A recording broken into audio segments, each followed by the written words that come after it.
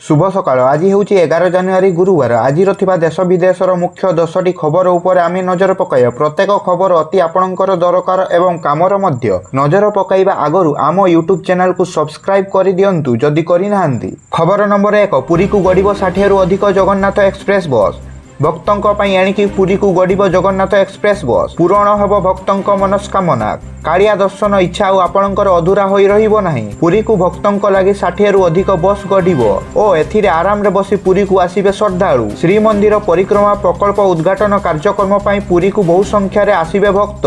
Jagannath express बस रो लोकार्पण करिबे मुख्यमंत्री। राज्यर विभिन्न स्थान रु बस जगे पुरी को आसिबे श्रद्धालु। समीक्षा बैठक पर मुख्यमंत्री को मुख्य परामर्शदाता सुरेश महापात्र ए संपर्क में सूचना दैछंती। खबर नंबर 2, विश्वर सबुठु उत्तप्त वर्ष 2023। विश्वर सबुठु उत्तप्त वर्ष भाव रेकर्ड करिछि 2023। मानवकृत जलवायु परिवर्तन एवं एलनिनो प्रभाव जनित पाणीपाग बदलिबा कारणरू 2023 रे पृथ्वी सबुठु अधिक गरम होईछि। मनीष विपुल मात्रा रे जैव इंधन व्यवहार आरंभ करिबा पूर्वरु दीर्घकालीन हाराहारी तापमात्रा तुलन रे 2023 वर्ष प्राय 1.48 डिग्री सेल्सियस सुम थिला बोली यूरोपीय जलवायु परिवर्तन एजेंसी कोपर्निकस पक्षरु कहा जाईछि। खबर नंबर 3, नुआ राइफल अग्रम निर्माण कला भारत।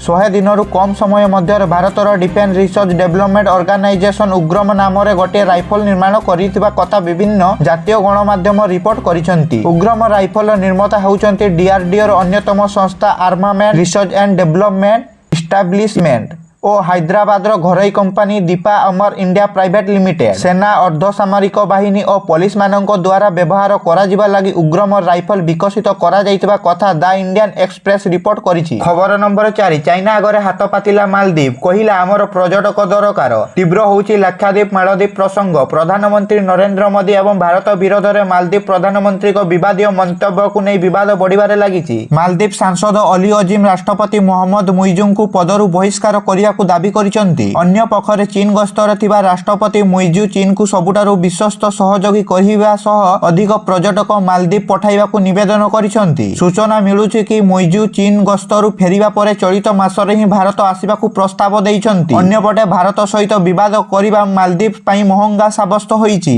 खबर नंबर 5, राउरकेला कोलकाता उड़ान आरंभरु बंद। 14 जाए उड़िबनी विमान।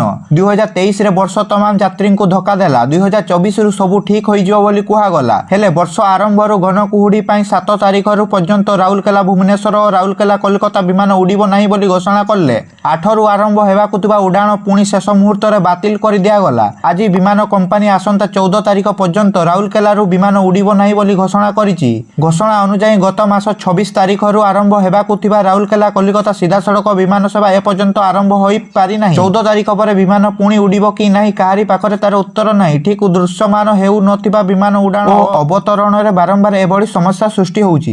खबर नंबर 6, बीएसकेवाई नवीन स्वास्थ्य कार्ड 3 दिन मध्य 71,000 आवेदन। 7 तारिख रु आरंभ होइछि बीएसकेवाई नवीन कार्ड पई पंजीकरण। गत 4 दिन मध्य नवीन कार्ड पई 1.2 लाख पंजीकरण होइतिबा बेले 71,000 आवेदन पत्र विभाग निकट रे पहुंचिछि। 30 टी जाक जिल्लार पंजीकरण पई आवेदन होइतिबा बेले गंजाम, कटक और खोर्धा जिल्लार सर्वाधिक आवेदन होइतिबा सूचना मिलिछि। गंजाम जिल्लारू 9,525 परिवार आवेदन करितिबा बेले कटकरू 7,395 एवं खोर्धारू 7,165 आवेदन विभाग निकट में पहुंची। विभिन्न जनसभा केन्द्र जरिया बीएसकेवाई नवीन कार्ड अधिकांश करा जाइछि। तृतीय पर्याय संप्राधारण ग्रामांचल सबु परिवार बीएसकेवाई नवीन कार्ड आरंभ करा जाइछि। खबर नंबर 7, विश्व देखिबो ओडिशार बांधकला रामलालांक पई बांधकलार प्रस्तुत साड़ी। प्रभु श्रीरामंक आगमन पई उत्सव मुखर होई उठिछि अयोध्या। देश विदेशर विभिन्न कोण अनुकोणरू भक्त माने प्रभु श्रीरामंक पई नाना समार्गी पहुंचाउतिबा बेले ओडिशारू रामलालांक पई बांधकलार प्रस्तुत करा जाइछि राम सेतु साड़ी। रामंकर चेतनार प्रसार पई बरगड़ जिल्ला टापालीर ईश्वर मेहर प्रस्तुत करिसेंती राम सेतु साड़ी। साड़ीटिकु प्रस्तुत करिया पई दीर्घ 5 मास लागितिबा बेले खदी कटन सह प्राकृतिक रंगर व्यवहार होई अति सूक्ष्म कारुकार्यर बांधरे साड़ीटिकु प्रस्तुत करा जाइछि। जेउ साड़ीकु ईश्वरंक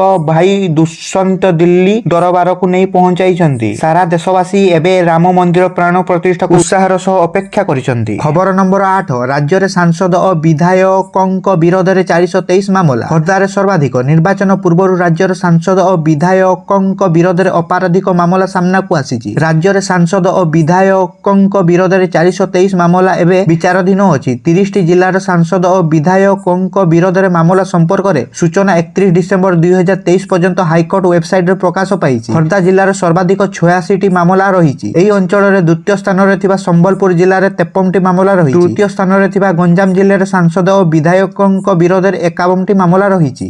ଅନୁଗୁଳ ସାଂସଦ କିମ୍ବା ବିଧାୟକଙ୍କ ବିରୋଧରେ 27ଟି ମାମଲା ରହିଥିବା ବେଳେ ବାଲେଶ୍ୱରରେ 28ଟି, ବରଗଡ଼ରେ ଗୋଟିଏ, ବଲାଙ୍ଗୀରରେ 26ଟି, କଟକରେ 36ଟି, କଳାହାଣ୍ଡିରେ ଗୋଟିଏ, କୋରାପୁଟରେ 48ଟି, ମୟୂରଭଞ୍ଜରେ 24ଟି, ସୋନପୁରରେ ଗୋଟିଏ ଓ ସୁନ୍ଦରଗଡ଼ରେ 41ଟି ମାମଲା ରହିଛି। ସେହିପରି ଭଦ୍ରକ, ବୌଦ୍ଧ, ଦେବଗଡ଼, ଢେଙ୍କାନାଳ, ଗଜପତି, ଜଗତସିଂହପୁର, ଯାଜପୁର, ଝାରସୁଗୁଡ଼ା, କେନ୍ଦ୍ରାପଡ଼ା, କେନ୍ଦୁଝର, ମାଲକାନଗିରି, ନବରଙ୍ଗପୁର, ନୟାଗଡ଼, ଫୁଲବାଣୀ, ପୁରୀ ଓ ରାୟଗଡ଼ ଜିଲ୍ଲାରେ ଗୋଟିଏ ବି ମାମଲା ରେକର୍ଡ ନାହିଁ। ଖବର ନମ୍ବର 9 କେବଳ ଛାତ୍ରଛାତ୍ରୀ ନୁହନ୍ତି, ଅଧ୍ୟାପକଙ୍କୁ ମଧ୍ୟ ନିଶା ବିରୋଧୀ ଘୋଷଣାପତ୍ର ଦାଖଲ କରିବାକୁ ପଡ଼ିବ।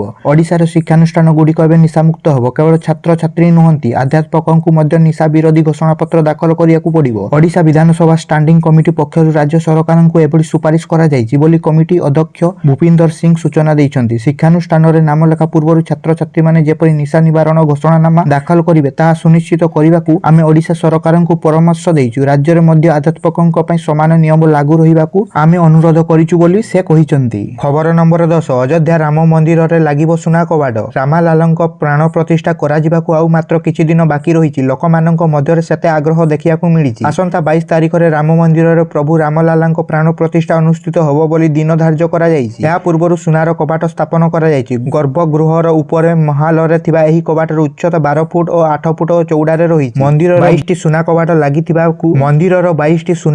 ଲାଗିବାକୁ ଥିବାବେଳେ ପ୍ରଥମ ସୁନା କବାଟ ଲାଗିବାର ଫଟୋ ସମସ୍ତେ ସୋସିଆଲ ମିଡିଆରେ ଦେଖିବାକୁ ମିଳିଛି।